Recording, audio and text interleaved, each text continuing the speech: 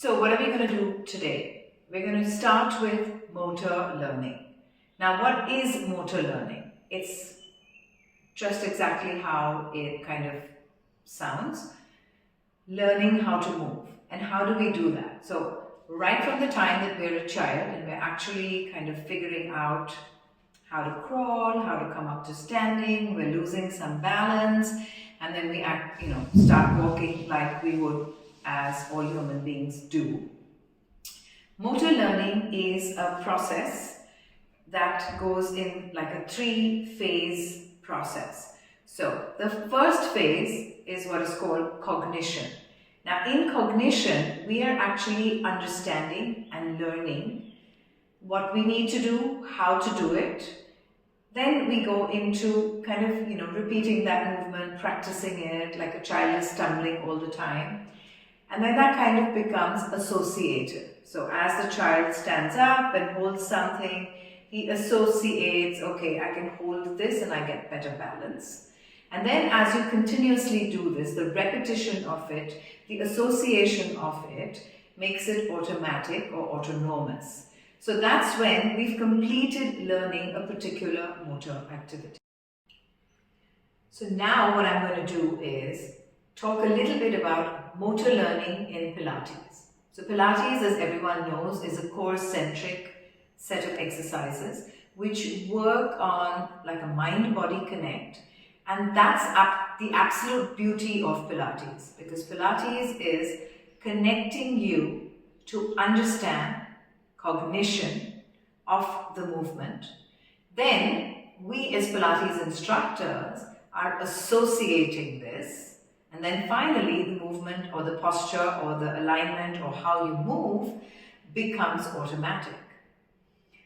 So I'm going to take you through a series of exercises, and if you're a movement instructor, and especially if you're a Pilates instructor, you're going to understand why we use so much of cueing and what each cue is actually doing for us. Not just, yes, making it fun and connecting the client with you and them with their body, but there's something going on right here that's connecting all the dots for their motor learning process. I hope you enjoyed these exercises, but more than that, I hope the sequence sort of explain to you how you learn. And it does not necessarily have to be Pilates, but the cognition of it. Do you know what is expected from you when you're moving or from the exercise? Then the cognition of how to do the exercise, and then the cognition of what your body's limitations are. Associating that to, I've tried to be funny and I hope it was, with all the different visuals and visualizations and the tactile cueing, and that kind of goes into the different areas of the frontal cortex, assimilates it, and then it becomes an autonomic or automatic activity for you to, not really think about. So this is going to help you with taking those cues back, practicing them, like how should I sit? Is this good sitting? Or is this good? Or is this good? To a point where if you sit like that, your body says, hello, I'm not liking it. And then you correct it. So that's the whole point of motor learning, to make it automatic, where you don't have to think about it all the time, but yet you're always in a lovely posture, your movements are great, and that's what motor learning in Pilates is all about. Stay tuned for many more blogs and YouTube videos on our channels.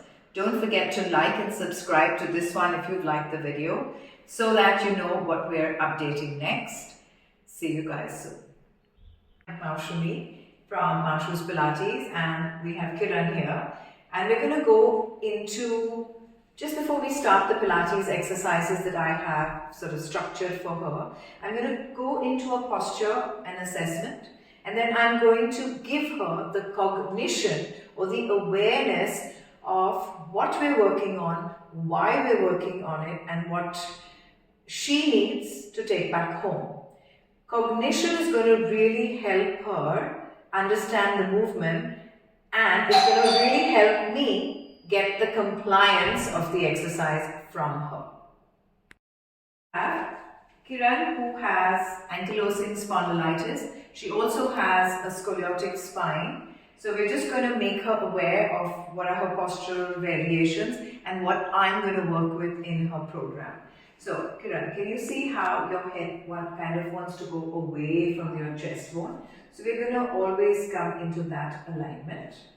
We're going to try and take away the rounding shoulders. So I want you to lift your shoulders and roll them at the back and let them go, yes, and relax. We're going to try and keep the shoulders over the ribs over the hips, and get into that length in alignment, right? So, for Kiran, there's a bit of a forward flexion, which I'm not going to be able to undo, and therefore it's imperative that I don't try very hard to do it, because with ankylosing spondylitis, there is a tendency for a forward flexion, and there's actual calcification and fusion of the spine, so I'm not going to be able to change that picture. So I'm making her aware of it, but I'm also making myself aware of it so that I can plan the program accordingly. The foot series on the reformer. Right now, what I'm driving here is that I've given her an awareness of her posture in standing, so that's again, I'm still at cognition, but I did give her a little bit of a feedback using my hands. So tactile feedback or tactile cueing is one very essential sensory tool that I have to help her relate. So when I roll her shoulders up and place them at the back, she's going to go back home with the memory of that movement. Now Kiran, we're going to press out, so we're going to press all the way out, right? And as you do that, I want you to think of your kneecaps gliding up along your thighs. So this is not only a tactile feedback, but this is also a visual one. So she's visualizing the kneecap tightening and then going up along the center of the thigh.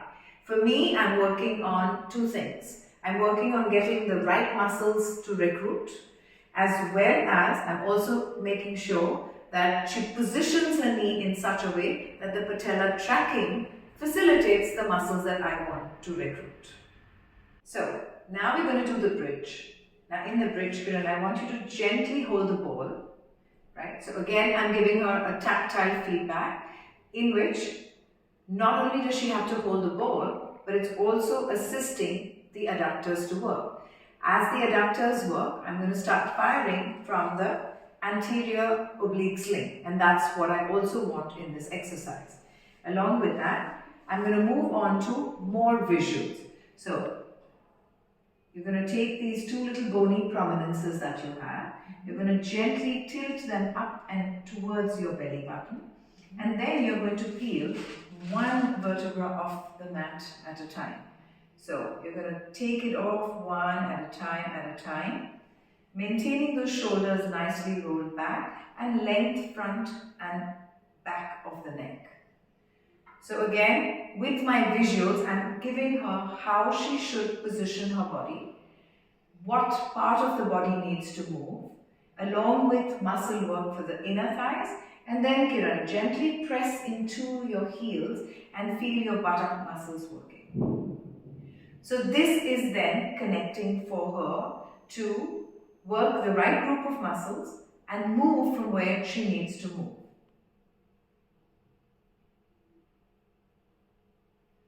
And that's good.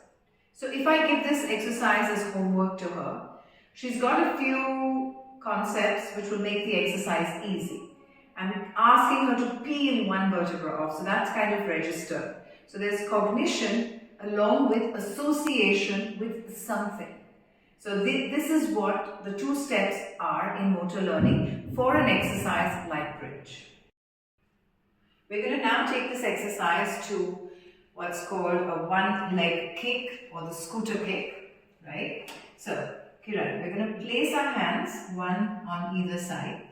We're going to think of these slits of your elbows, which I call the eyes of the elbows. We're going to turn and face the eyes facing each other, right? We're going to fix our foot against the shoulder stop, curl out from the toes, and gently press through the heel. Okay. As I'm doing that, I want to keep my chin in alignment with my chest bone. My shoulders open and rolled back. And then I want you to think of these two bony prominences as headlights. So you're on this scooter, you're going to focus the headlights in front because you need to drive right there. Maintaining that alignment of your body in a long, straight road, right? And firing from the buttock muscles, right? So take a look at how this looks. We're going to press out and back. What your body might want to do is maybe go dropping the headlights down, but we need them focused in the direction that my scooter is traveling, firing through the buttock muscle. So let's try that. Okay? We're going to fix our hands. Yes. We're going to take one foot and we're going to place it, curling the toes out and connecting through the heel. Right? So now let's just try one and pressing out, and coming back in. Is that good for you? Is the resistance good? Right? Yes. So now think of everything that I cued you with. So soften the elbows, eyes of the elbows face each other. Looking down a little bit, because if we look up, our chin's going to poke out of our chest wall. We're going to gently press the hands and align with the chest bone. Start firing our upper back muscles. Right? Now we're going to lift and hover the knee and press up. So the headlights are facing front. You're kick-starting your scooter to ride all the way forwards. Nice long body. Think of length in the spine because we want to align through those muscles which are all cramped up because of the scoliosis. Yes? And that looks beautiful. So can we do two more? Let's press out and come back in. That is good. One more to go. Let's add an exhale as you go away and an inhale as you come. So with the scooter kick, we not only did some tactile cueing, we did some visuals like where is the body, how is it placed, but then we did two more types of cueing. One was demonstration. Now demonstration is really important because your client understands how they're supposed to move, and a lot of your clients might be visual learners, so demonstration helps. Auditory, so they're listening to what you're saying, so they're kind of then processing that. So we've given them touch, we've given them sight, we've given them hearing, and then we have this whole dramatic, your pelvic bones are headlights, they're facing front as your scooter's riding along, relating the headlights to the scooter, to the exercise, and where we're driving the movement to. So kind of that's what Pilates is all about. Cognition of the movement, associating that with various sensory tools which are available to us, and then actually producing the movement. Spine twist. So this is a great exercise to work through the obliques and give Kiran some more spinal mobility. So Kiran, imagine you are a tap on the basin, right? And then we're going to open the tap to cold water and close. So now we don't want the different parts of the tap moving around. Move as a unit. Allow the water to flow on the exhale and taking it back. Just can get super graphic sometimes. And these are called visualization. And we're giving all these imagine this and imagine that, and you know, sometimes it can be like a whole story. So, Kiran, imagine you have a tray of wine glasses. The glasses are made out of crystal and they're full of wine. And now as you move, I don't want you to spill my wine and my very expensive glasses. Okay. We're going to do the roll down. Alright? Again, a few more graphics. Now, Kiran, imagine both your sit bones are like roots on a tree. And you're going to let the roots go down and under. You're going to grow taller. Then imagine some strands of hair are tied to some helium balloons. And allow the helium balloons to let you float up. Roll open through your shoulders. And now we're going to curl 1 and 2 and 3. Now imagine your spine is like the keys of a piano, and each vertebra is popping up, popping up, popping out as you go. And then we're going to come back. And so now we have helium balloons and trees, but she's taken all of this back home with her.